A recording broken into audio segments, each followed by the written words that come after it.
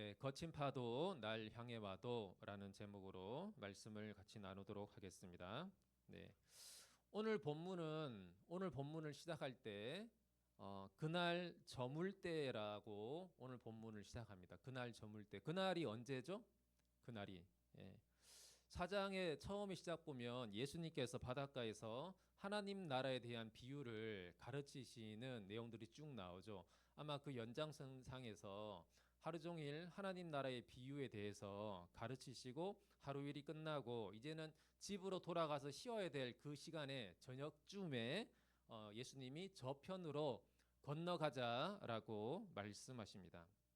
여러분 하루 일과가 다 끝난 다음에 이제 집에 가서 쉬려고 하는데 갑자기 직장 상사나 사장님이나 혹은 누가 같이 불러서 야 갑자기 새로운 일을 또 던져준다고 생각해 보세요. 야근인 거죠. 예, 그때 이렇게 마음이 썩 편하지 않겠죠. 아마 제자들도 굉장히 피곤한 상태였을 거고 갑작스러운 어떤 예수님의 요청에 새롭게 밤에 배를 타고 어딘가로 가야 되는 제자들이 굉장히 부담을 많이 가졌을 것 같습니다. 자, 그렇게 갈릴리를 배 타고 이동하는 중에 오늘 본문에 보니까 큰 광풍이 일어나서 배에 부딪혀 들어왔어요. 그리고 그 파도가 얼마나 센지 배에 물이 가득할 정도로 이렇게 배 안으로 물이 가득하게 잠기게 되었습니다. 여러분 한번 사진을 한번 보여주시면 이 광풍이라고 되어 있는데요. 예, 피어스 게일이라고 되어 있는데, 그러니까 굉장히 영어 단어처럼 굉장히 사납고 험악하고 그런 아주 강한 바람으로 인해서 이 파도가 굉장히 이제 거셌던 거죠. 저기가 이제 갈릴리 호수예요. 원래는 호수입니다. 호수인데 왜냐하면 이 호수는 파도가 밀려오는 것처럼 파도도 막 밀려오고 또 폭풍우가 치는 것처럼 막 그런 현상도 일어나서 당시에는 바다라고도 불리기도 했습니다. 그래서 갈릴리 호수, 갈릴리 바다, 디베랴 호수, 디베랴 바다 다 같은 의미입니다. 이 호수에서 어떻게 폭풍우가 칠까요? 예, 저 왼쪽 서쪽에서 이제 불어오는 뜨거운 바람인가 제 기억에는 예, 뜨거운 바람이 불어오고 북쪽에 레바논에서부터 찬 바람이 이렇게 불어옵니다. 그래서 이게 두 강한 바람이 기온차가 극심하게 나는 두 바람이 이제 만나서 일어나는 것이 보통 이제 폭풍우잖아요. 그래서 태풍이 생기기도 하고 그러잖아요. 근데 그런 현상이 저 갈릴리 바다에도 종종 일어났다고 합니다. 그래서 이 갈릴리 호수 바다에서는 순식간에 파도가 굉장히 높아지는데 해안에 거주하고 있는 자동차 그 주차장에까지 이 파도가 밀려올 정도로 굉장히 거셌다라고 합니다. 아마 예수님이 저 위쪽에 화살표가 보이시는지 모르겠는데 가버나움 쪽에 있는 해안에서 제자들한테 무리들한테 하나님 나라의 비유를 가르치시고 저렇게 대각선을 가로질러서 이제 오른쪽으로 아마 항해를 해서 건너갔던 것 같습니다. 예, 다음 이제 본문에 나오는 거라사 지방으로 이렇게 건너갔던 것 같고요. 저 오른쪽의 사진이 저 가버나움 해안 쪽입니다. 가버나움 예수님이 비유를 가르치셨던 가버나움 해안의 사진을 이제 볼 수 있습니다. 저기서 이제 배를 타고 갈릴리를 호수를 건너서 배 타고 가는 도중에 아주 험악하고 강한 바람에 의한 파도 폭풍을 이제 만나게 된 거죠. 당시 유대인들뿐만이 아니라 당시 고대 근동의 사람들은 이 바다가 어두운 악의 세력을 상징한다라고 많이 생각했습니다. 그래서 이 악의 세력은 하나님의 선한 창조와 하나님의 백성, 하나님의 목적을 방해하고 파멸시키려고 위협한다라고 그렇게 해석했습니다. 여러분 구약에서 이 폭풍과 관련된 본문 기억나십니까? 구약에서 배 타고 가다가 큰 폭풍 만나는 그런 이야기 또 뭐가 있습니까? 구약에서 요나 너무 잘하시네요. 다음에 성경 퀴즈 하면 왠지 골든벨을 울릴 것 같습니다. 우리 주인 형제가. 네. 요나가 하나님 명령을 피해서 도망가다가 이렇게 비슷한 광풍을 만났죠. 그리고 자신이 결국은 바다에 빠지고 나서 바다가 잠잠해졌습니다. 요나는 하나님의 명령을 피해서 도망가다가 강풍을 만났는데 오늘 본문에 예수님은 하나님의 뜻을 이루기 위해서 가다가 광풍을 만나고 그 광풍을 잠잠케 하십니다. 예, 요 내용이 좀 다른 거죠. 여러분 어떻게 보면 우리 인생에 하나님께 불순종하는 삶을 살다가도 인생의 폭풍을 만나기도 하고요. 예수님처럼 말씀에 순종해서 하나님을 신뢰하는 삶을 살아가다가도 우리 인생에 폭풍을 만나기도 합니다. 그러니까 여러분이 신앙이 좋든지 좋지 않든지 간에 인생의 폭풍을 만난다는 거죠. 그게 우리 인생의 모습 같아요. 근데 우리는 이것을 분별하지 못하면 이해하지 못할 때가 많죠. 왜 내 인생에 이런 일이 일어났을까? 이런 이제 의문을 가질 때도 많습니다. 근데 여러분 한 가지 기억할 것은 우리가 믿는 이 기독교 신앙은 세상의 불확실성과 불안정이라는 그런 폭풍으로부터 도피하는 그런 피난처가 아닙니다. 기독교 신앙을 믿는다고 해서 세상의 폭풍을 피해서 안전할 것이다라고 생각하면 그게 오산이라는 거죠. 물론 안전할 수 있어요. 주님 믿으면. 어디 속에서? 폭풍 가운데 안전한 것이 기독교 신앙이지 폭풍을 만나지 않는 것이 기독교 신앙은 아닙니다. 우리가 살아가는 이 세상에서 우리가 안전할 수 있는 곳은 없어요. 예. 잠시 안전해 보이죠? 내가 이 직장에 가면 내 인생이 안전할 것처럼 보이고 내가 이 남자를 만나면 이 여자를 만나서 이렇게 뜨거운 사랑을 할 때면 뭔가 내 인생이 안전할 것처럼 보이지만 그게 영원한 안전을 주지는 않습니다. 오늘 본문은 특히 예수님을 따라가는 삶에 일어나는 그런 폭풍입니다. 어떻게 보면 악의 세력에 의해서 경험하는 그런 광풍인 거죠. 여러분 예수님은 오늘 본문에서 이 엄청난 광풍, 파도를 잠잠케 하신 것을 귀신을 내어 쫓는 것과 동일하게 그렇게 표현하는 것을 볼 수 있어요. 마가복음 1장과 4장 그 말씀을 한번 띄워주시면 마가복음 1장 25절에 보면 예수께서 꾸짖어 이르시되 잠잠하고 그 사람에게서 나오라. 예수님이 귀신을 쫓아낼 때 쓰는 표현이 다 이래요. 꾸짖고 잠잠하고 나오라고 했을 때 귀신이 쫓겨나죠. 오늘 본문에도 보면 깨어 바람을 꾸짖으시며 바다들어 이르시되 잠잠하라 고요하라 하시니 잠잠해졌어요. 그러니까 귀신을 내어 쫓는 예수님의 그 명령과 꾸짖음과 이 광풍을 잠잠케 하시는 예수님의 그 명령이 비슷합니다. 특별히 예수님이 오늘 본문에서는 가고자 하는 목적지까지 가지 못하도록 이 광풍이 폭풍이 가로막고 있다라는 그런 인상을 주는데요. 예수님 분명히 저편으로 건너가자 그랬어요. 그러니까 의도를 갖고 어느 목적지까지 예수님이 가시려고 했던 거죠. 근데 그 가는 중간에 폭풍을 만났다는 겁니다. 이렇게 볼 때 이 폭풍은 단순히 자연 현상으로 일어나는 폭풍일 수도 있겠지만 하나님의 목적을 방해하는 악한 세력의 그런 영향력에 의해서 일어나는 폭풍이라고 해석할 수도 있습니다. 아마 그 해석이 맞을 것 같아요. 여러분 우리가 하나님 나라를 위해서 예수님과 함께하기로 결심했다면 여러분이 인식하건 인식하지 못하건 간에 그게 좋건 싫건 간에 오늘 본문에 나오는 이야기는 우리의 삶의 이야기가 될 수 있습니다. 여러분이 예수님과 함께 여러분의 인생을 살아가잖아요. 그러면 반드시 이러한 폭풍을 어려움을 마주하게 될 거라는 거죠. 이 마가복음을 읽고 있는 마가의 첫 번째 독자들도 아마도 우리보다 이 사실을 너무나 잘 알았을 것입니다. 왜냐하면 계속 얘기하고 있지만 AD 1세기경에 초대교회 성도들이 로마의 극심한 그 핍박 가운데 그들은 어떻게 생각했을까요? 이 본문에 나오는 제자들처럼 우리는 죽게 되었습니다라고 그렇게 생각했던 거죠. 로마의 핍박 가운데 신음하고 겁에 질려 있는 그런 마음으로 우리는 정말 죽게 되었습니다. 이런 심정으로 당시 1세기 초대교회 성도들은 아마 살아갔을 것입니다. 그래서 오늘 본문에 나오는 이 제자들의 이 두려움을 깊이 공감했을 것입니다.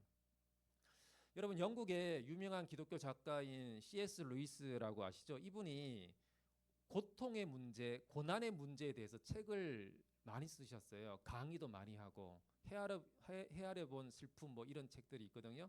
읽어보신 분이 있는지 모르겠는데, 근데 이분이 고통의 문제에 대해서 수많이 학생들한테 가르치고 강의도 많이 했지만 막상 본인의 삶에 이 고통이 닥쳤을 때는 그조차 쉽게 무너지고 말았다라는 것을 그의 인생을 통해 살펴볼 수 있습니다.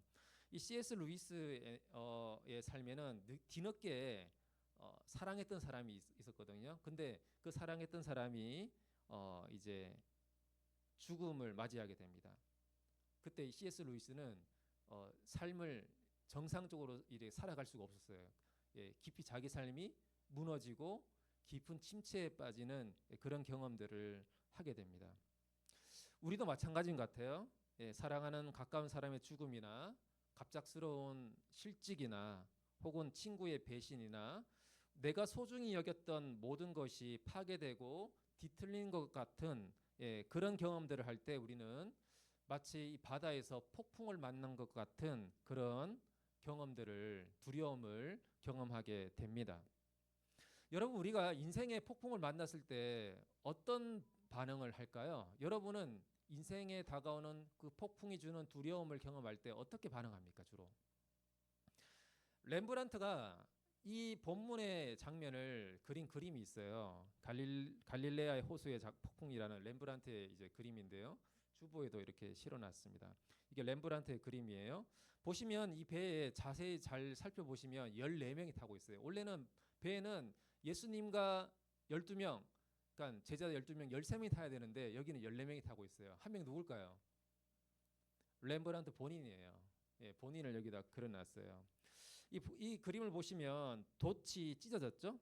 예, 찢어진 것처럼 안 보일 수도 있겠지만 돛이 찢어지고 이 돛대가 기울어졌어요. 이렇게 배가 뒤집힐 정도로 이렇게 기울어졌고 굉장히 위태한 그런 상황 가운데 놓여 있습니다.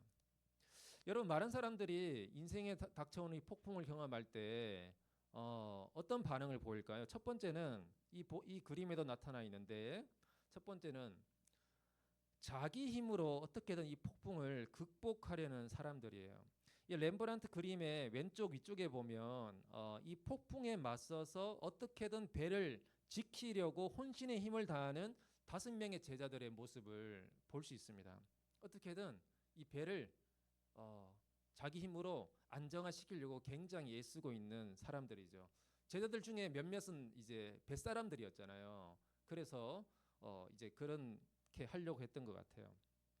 근데 문제는 이 사람들은 예수님을 보지는 않습니다. 눈앞에 닥친 그 문제를 어떻게든 해결하려고 애쓰고 있지만 그 문제를 바라보지만 예수님을 바라보고 있지는 않은 그런 모습을 보이고 있죠. 또 두 번째는 다음 장면 보여주시면 밑에 사람들 보면 두려움에 떨면서 예수님을 의지하려는 사람들이 보입니다. 저 예수님이 누군지 아시겠어요? 저 가운데쯤에 있는 저 잘생긴 분 누구 예수님인지 아시겠죠? 이분이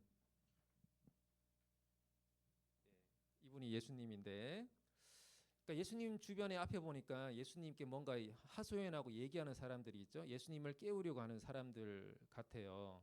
예. 그리고 키를 잡고 있지만 키를 가지고 이 배가 이렇게 안정화될 수 있도록 노력하지만 그러면서도 예수님을 바라보는 사람도 있고요.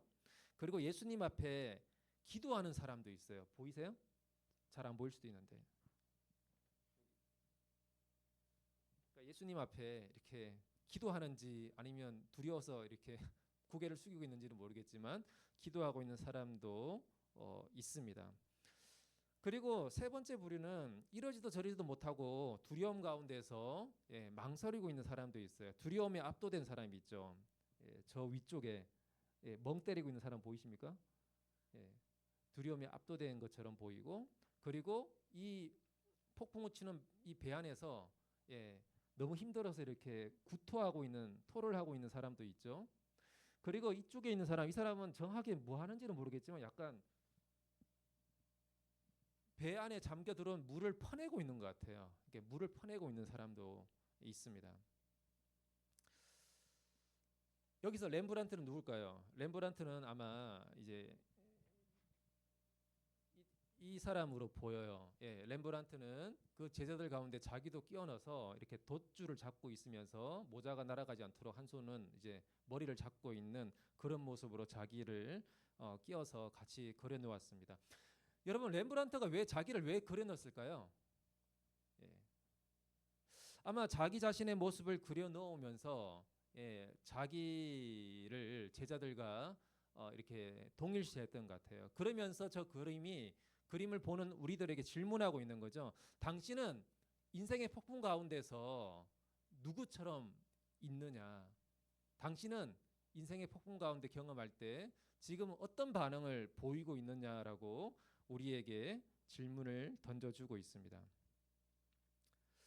여러분, 우리는 오늘 우리가 읽었던 본문에서처럼 예수님이 주무시니까 또 그리고 제자들의 호소처럼 자신들을 돌봐주지 않으신다라고 생각하고 두려움의 상황을 내 힘으로 어떻게든 이것을 극복해 보려고 발버둥 치든지 아니면 두려움에 압도되어서 꼼짝달싹 못하고 예, 현실을 눈 감아 버리고 회피해 버린다든지 그럴 수 있겠죠.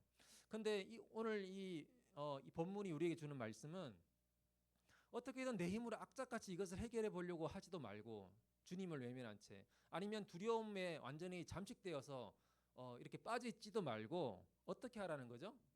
예수님을 바라보라는 거죠. 예수님을 깨우라는 거죠. 예수님 앞에 나가라는 겁니다. 내가 할 수 있는 일을 하면서 예수님을 바라보라고 하는 것이 이 그림이 우리에게 주는 메시지라고 볼 수 있습니다.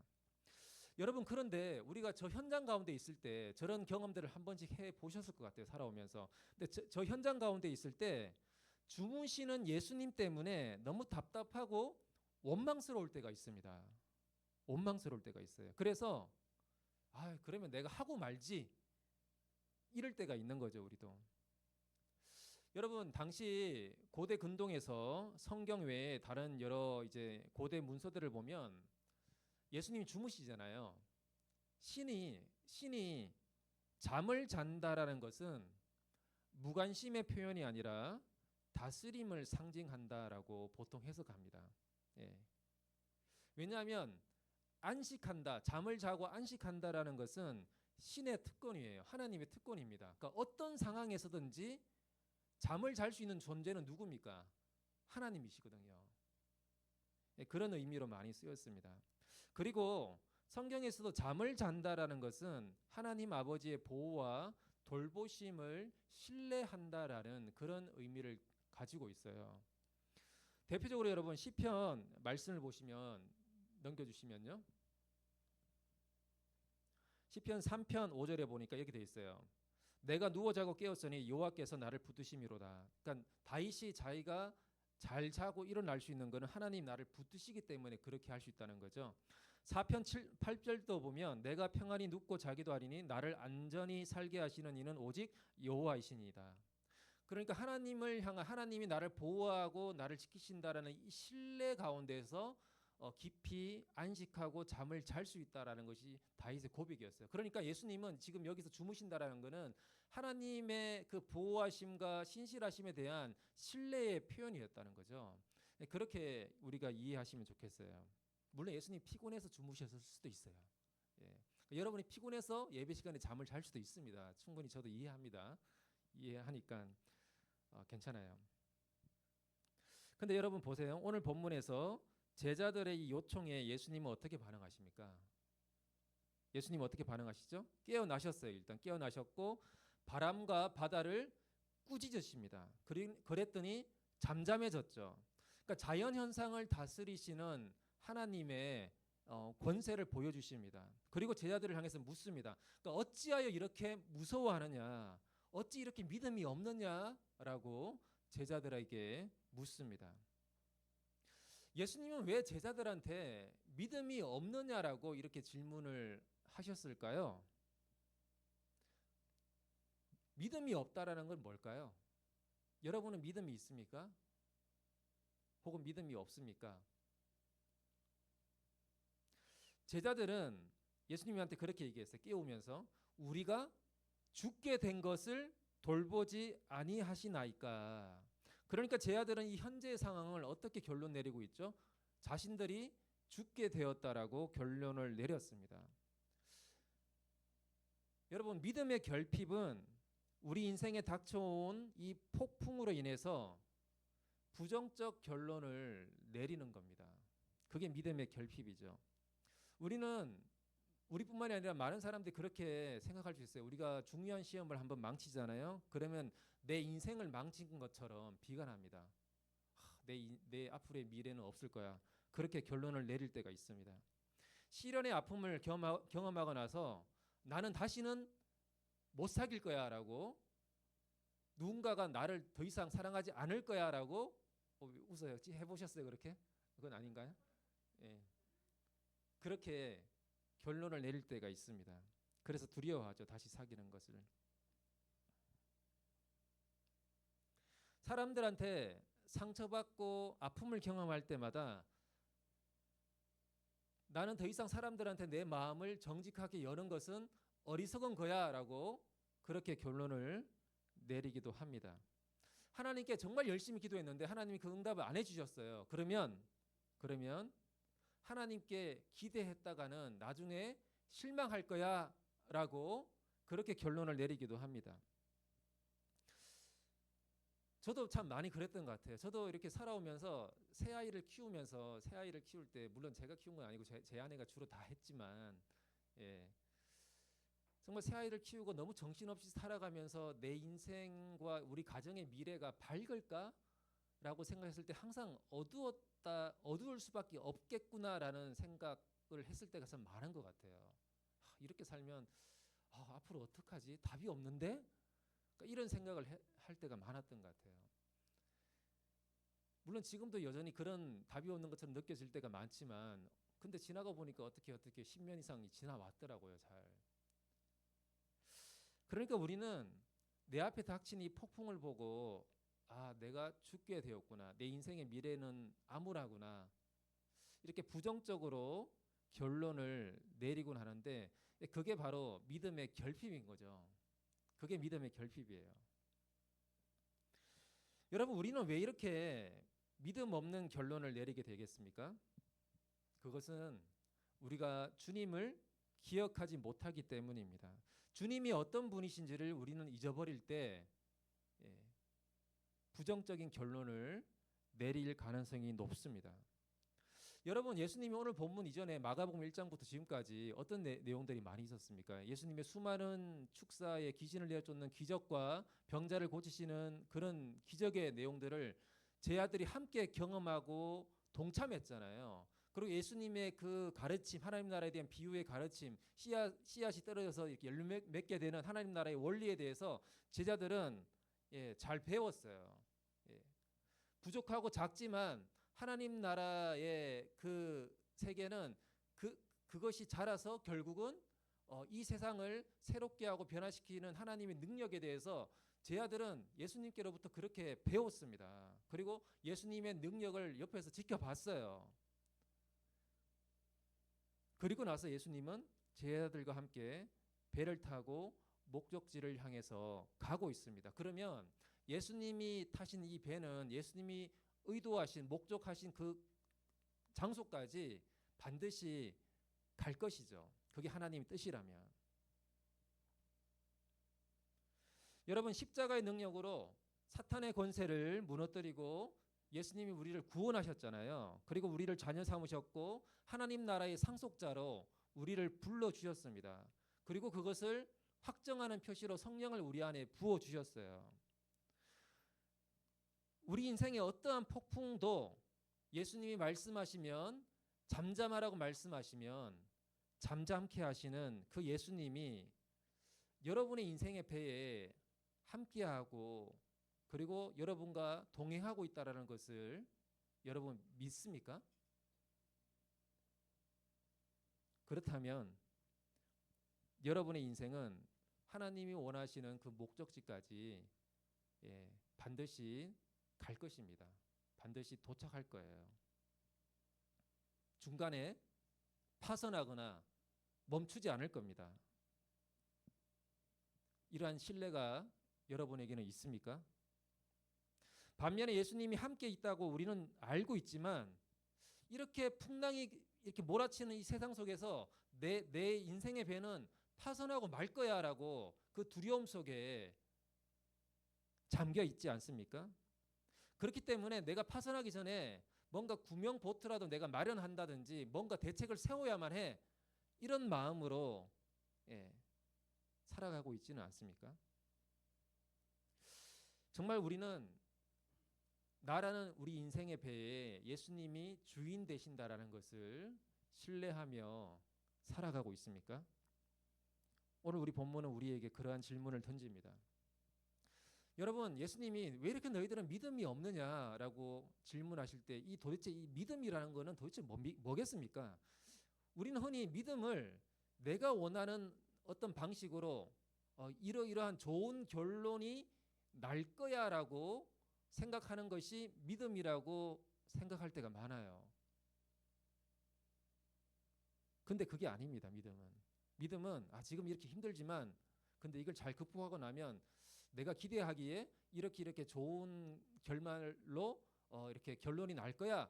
이걸 생각하는데 물론 그럴 수도 있어요. 그럴 수도 있는데 그렇지 않을 수도 있죠. 그러니까 그렇게 될 거라고 생각하는 게 우리는 믿음이라고 생각하는데 그게 믿음이 아니에요, 여러분. 여러분, 예수님이 말씀하신 이 믿음은 믿음이 있다라는 것은 무슨 의미입니까? 믿음은 내가 이러한 폭풍의 상황 가운데 있다 하더라도 이 상황 가운데서 주님을 바라보는 겁니다.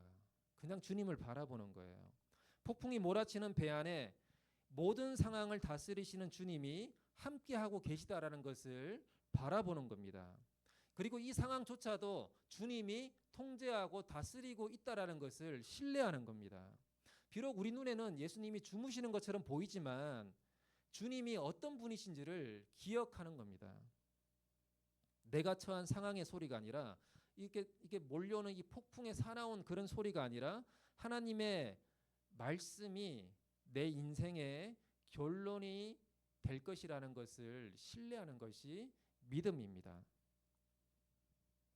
여러분 다음 말씀 한번 띄워주시면 마가복음 4장 41절에 보면 제 아들이 이렇게 고백합니다.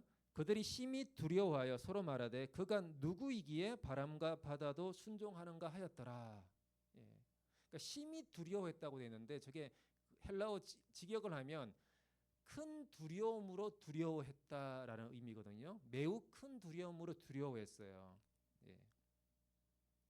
그러니까 이게 무슨 말이냐 하면 지금 내 눈앞에 닥쳐온 이 폭풍의 이것으로 말미암아 드는 두려움이 있잖아요.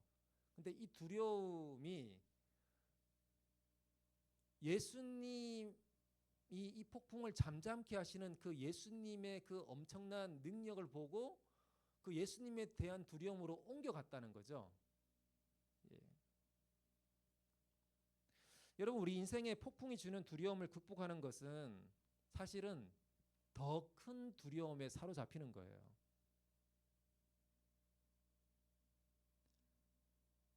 이 모든 상황을 다스리시고 통제하시는 그 하나님의 위대하심, 하나님의 그 놀라운 그 하나님에게서 오는 그 두려움에 우리가 압도될 때 우리 인생 앞에 닥친 그 두려움들은 사라집니다. 더 큰 두려움 때문에. 근데 하나님이 주는 하나님으로부터 오는 두려움의 특징은 평화가 같이 끼어서 와요. 예, 압도적인 두려움이지만 그 속에 하나님의 평화가 같이 있습니다. 그래서 여러분 렘브란트의 그림과 오늘 본문이 우리에게 주는 메시지는 이 제자들처럼 눈앞에 닥쳐 있는 그 현실 앞에 두려움에 압도되지 말고 혹은 자기 힘으로 어떻게든 하려고 발부둥치지 말고 예수님을 바라보는 믿음 있는 자가 되라는 거죠. 예수님을 바라보는 믿음으로 여러분 살아가시기를 축복합니다. 여기서 설교를 끝내도 참 좋은 설교인데 사실 오늘 본문에서 더 중요한 메시지가 있어요. 대부분은 우리가 그렇게 믿음을 가져야 돼. 저렇게 예수님이 원하는 믿음을 가져야 돼라고 결론을 맺고 끝내도 되는데 사실 오늘 본문에서 더 중요한 메시지는 뭡니까? 더 중요한 메시지가 뭐겠어요? 여러분 보세요. 제자들의 두려움과 믿음의 결핍에도 불구하고 예수님은 폭풍을 제어하시고 그들의 삶을 제자들의 삶을 지키시고 보존하십니다. 여러분 마가복음은 예수님의 제자들조차도 예수님과 함께하면서도 그들은 무서워했고 믿음을 발휘하지 못했다라는 사실을 적나라하게 보여줄 때가 많아요. 마가복음에서는. 그런데 한편 이것이 우리에게 위로가 되죠. 위로가 됩니다. 우리 또한 제자들처럼 폭풍을 만날 때 우리 안에 믿음을 발휘해서 주님을 신뢰해야 되는데 막상 그 폭풍 앞에서 두려움 앞에서 믿음이 작동되지 않고 제자들과 비슷한 모습을 마주할 때 많지 않습니까? 그래서 그 두려움 앞에 나도 무력해지고 두려움에 빠지게 되고 그리고 현실보다는 그 현실을 왠지 외면하고 싶고 그럴 때가 많지 않습니까? 아, 내 안에 믿음이 없구나라는 것을 여러분 마주할 때가 있지 않습니까? 제 아들도 그랬어요. 제 아들은 믿음이 없었어요. 비록 이 본문은 우리에게 믿음을 가지라고 요구하고 있지만 제 아들은 믿음이 없었어요. 그럼에도 불구하고 예수님은 왜 믿음이 없느냐라고 도전하실지언정 제 아들을 내버려 두지 않습니다. 파산하도록 내버려 두지 않아요. 여러분들을 내버려 두지 않습니다. 여러분을 붙들고 구원하시고 여러분을 끝까지 인도하실 것입니다. 여러분의 믿음의 유무와 상관없이.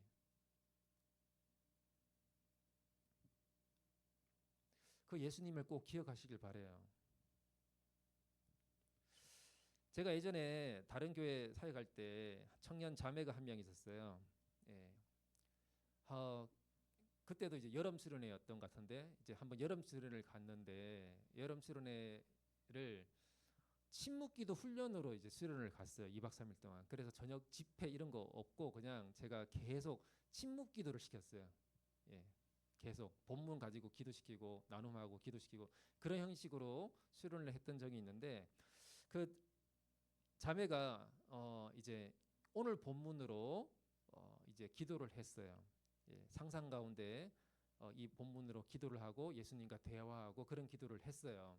예, 나중에 기회 되면 우리도 그런 이제 연습을 해보면 좋을 것 같은데 그렇게 했는데 이 자매는 사실 제가 이제 섬기고 있는 선교단체에서도 같이 활동했던 친구였고 용인에 있는 외대 글로벌 캠퍼스를 다녔어요. 아프리카어를 전공했거든요. 예. 근데 이 친구가 중학교 때 인생의 큰 폭풍을 만납니다. 어머니가 심장마비로 갑자기 돌아가셨어요. 중학교 때. 그리고 이 친구는 외동딸이었어요. 그리고 어머니가 돌아가시고 아버지가 너무 상심이 크셔서 알코올 중독자가 됩니다. 계속 이제 술만 드시고 일을 하지 않으셨어요. 아버지가 일을 하지 않고 알코올 중독으로 계속 집에만 그렇게 상심한 마음으로 그렇게 지내셨어요. 그러니까 이 친구는 중학생 때부터 그 아버지를 돌보면서 소녀 가장처럼 그렇게 힘겹게 살아가야 했습니다. 이 친구가 대학 와서도 같이 선교단체 활동을 하면서 이 친구의 가정이 너무 힘들다는 걸 알기 때문에 주변에서 굉장히 많이 도와주려고 노력했어요. 이 친구도 이제 그 도움을 받고 힘을 내서 씩씩하게 잘 살아갔어요. 그리고 공동체를 열심히 섬기기도 하고 학부를 졸업하고 대학원까지 이제 진학해서 석사까지 이렇게 잘 마쳤습니다. 이 친구가 이제 취업을 이제 준비하는데요. 한국 아프리카 재단, 한 아프리카 재단에 이제 지원을 합니다. 석사 지원 자격이 석사였어요. 석사 자격이었는데 지원을 했는데 자기는 이렇게 취업 준비를 할 때 많이 적을 게 많이 없었대요. 이렇게 공동체 섬기고 리더도 하고 이렇게 바쁘다 보니까 많이 못하고 기본적인 것만 하고 그렇게 많이 적을 게 없었대요. 근데 이력서에 철인 3종 경기 나가서 3등 한 걸 적었어요. 왜냐하면 저희 단체에서 다른 NGO 단체랑 한번 철인 3종 경기를 한 적이 있어요. 그걸 통해서 사회적인 어떤 이제 뭐 선을 행하고자 하는 그런 것과 연관해서 공익 사업으로 뭔가 했던 적이 있거든요. 그래서 이 친구가 다른 팀을 4명이 조직해서 철인 3종 경기를 나간 적이 있어요. 철인 3종 경기 뭐 하는지 아시죠? 자전거 타고 달리고 수영하고 이렇게 나갔어요. 그러니까 그 팀에 꼭 4명 중에 1명은 자매여야 했거든요. 이 자매가 이제 참가해서 했어요. 그리고 3등 했습니다. 그래서 거기 취업 원서에 그 이력서에다가 딴 거 적을 거 없고 철인 3종 경기 나가서 3등 했다는 걸 딱 적었어요. 근데 이제 서류 면접 보는 사람들이 철인 3종 경기가 눈에 확 들어왔대요. 그러니까 다른 거는 다 비슷비슷하고 뭘 했다 비슷한데 철인 3종 경기라는 거는 이건 너무 독특하잖아요. 그래서 이렇게 통과를 시켰대요. 그리고 면접 자리까지 갔어요. 6명을 뽑는데 많은 사람들이 지원했는데 이렇게 면접 자리 가서 이거 왜 나갔습니까? 뭐 이런 얘기 했는데 여러분도 알다시피 리더를 많이 해본다든가 셀장을 많이 해본다든가 소그룹을 많이 인도해 본다든가 그러면 말빨이 어떻게 됩니까? 기본적으로 말빨이 많이 늘어요. 좋은 얘기를 많이 할 수 있어요. 이 친구가 이제 좋은 의도로 이제 막 얘기를 잘했어요. 그래서 면접관들이 너무 좋아했대요. 그리고 결국 6명 안에 뽑혀서 취업이 됐어요.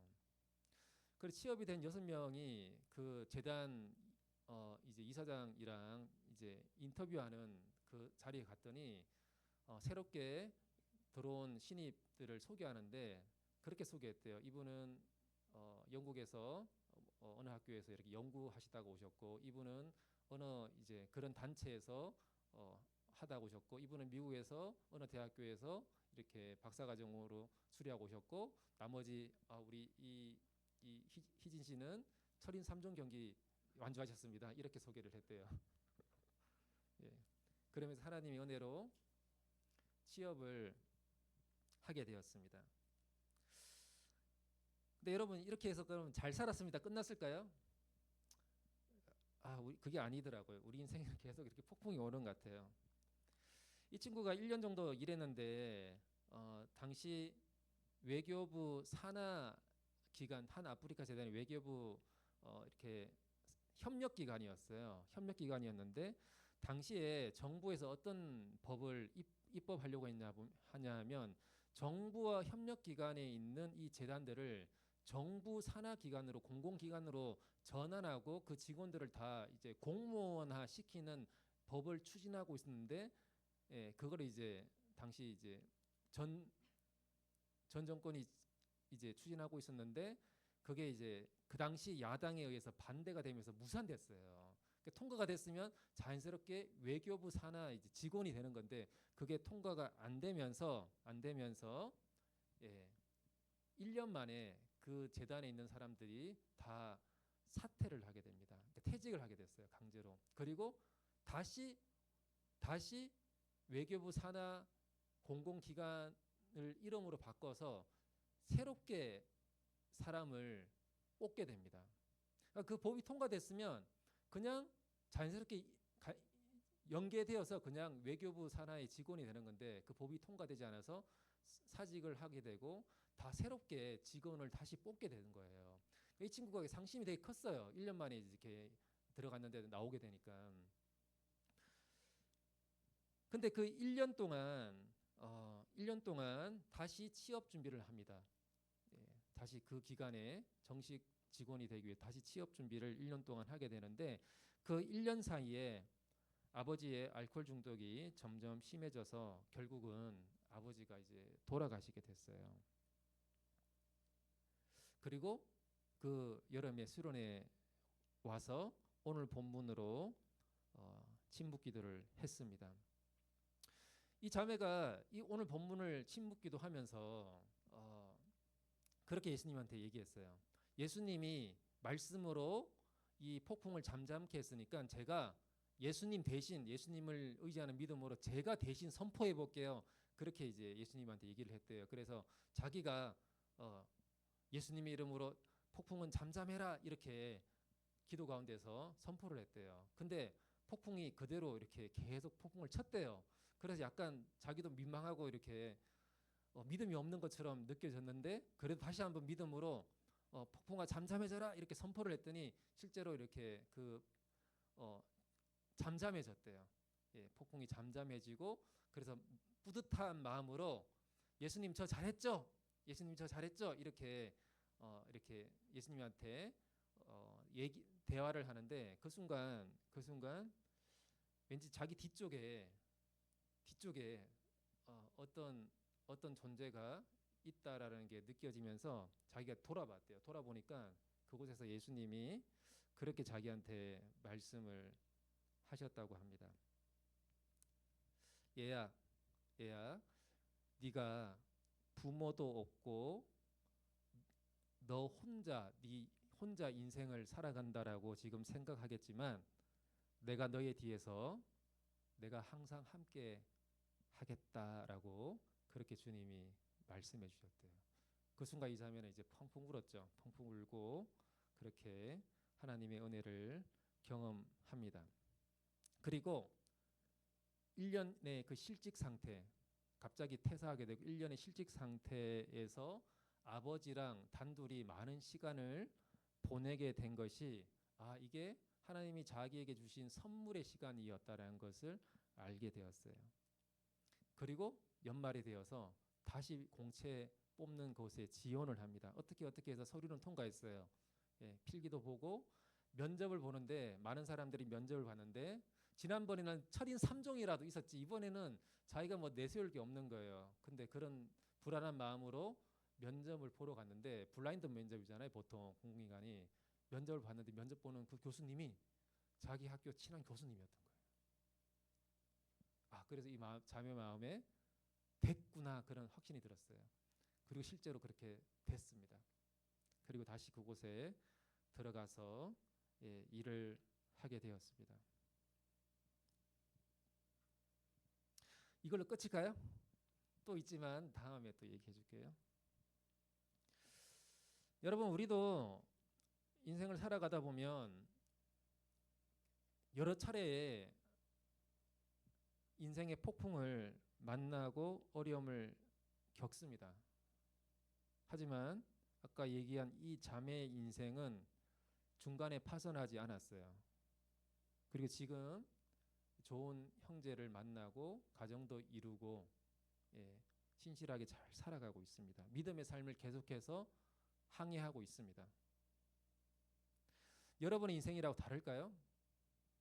때로 우리가 파선할 것처럼 느껴지는 그런 인생의 폭풍을 만난다 하더라도 여러분이 주님을 신실하게 붙드는 믿음이 잘 발휘되지 않는다 하더라도 주님이 여러분과 함께 하셔서 여러분을 이끌어 가실 것입니다. 그 주님을 신뢰해가는 우리 청년들이 다 되기를 축복합니다. 한번 기도하고 마치겠습니다.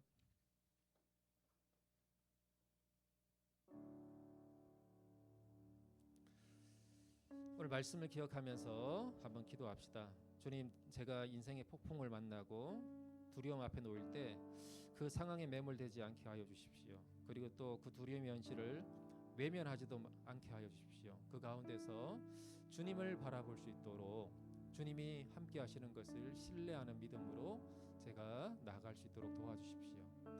모든 상황을 다스리시는 주님이 저와 함께 하신다는 것을 기억하게 하여 주십시오. 우리 그렇게 한번 기도했으면 좋겠어요. 같이 기도하겠습니다. 하나님 아버지 감사합니다. 하나님 예수님과 함께 항해를 하고 있지만 제자들 역시 그 폭풍 가운데서 두려움에 떨고 죽게 되었다라고 소리치고 있습니다. 주님, 우리가 감당하지 못할 그런 상황 가운데 어려움을 만날 때 우리도 비슷한 비명을 지를 때가 많습니다. 하지만 그럼에도 불구하고 우리의 그런 믿음 없음에 불구하고 우리를 붙드시고 인도하시는 주님, 그 주님을 우리가 기억할 수 있도록 도와주십시오. 그 주님이 우리와 함께 하심을 바라볼 수 있도록 도와주십시오. 그 주님이 우리를 끝까지 인도하신다는 것을 신뢰할 수 있도록 도와주십시오. 주님, 그런 상황 가운데 있는 우리 가운데 주님 깨어나셔서 주님 잠잠케 하여 주시고 평온케 하여 주시옵소서. 우리를 붙들어 주시옵소서. 그 주님을 기억하기 원합니다.